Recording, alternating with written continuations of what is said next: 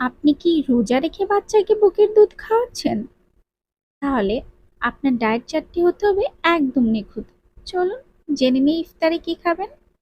ইফতার শুরু করবেন লেবু পানি অথবা ডাবের পানি দিয়ে।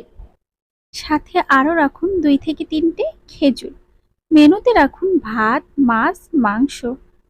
সালাদ রাখতে কিন্তু ভুলবেন না। ইফতার থেকে সেহরি পর্যন্ত অল্প অল্প করে বারবার পানি পান করুন অথবা ফল বা স্যুপ খেতে পারেন। সেহরির মেনুতে রাখুন ভাত বা রুটি, সাথে প্রোটিনের জন্য রাখুন মাছ, মাংস, ডাল বা ডিম। 1 গ্লাস দুধ রাখতে কিন্তু ভুলবেন না। অতিরিক্ত ভাজা পোড়া এবং চা কফি এড়িয়ে চলুন।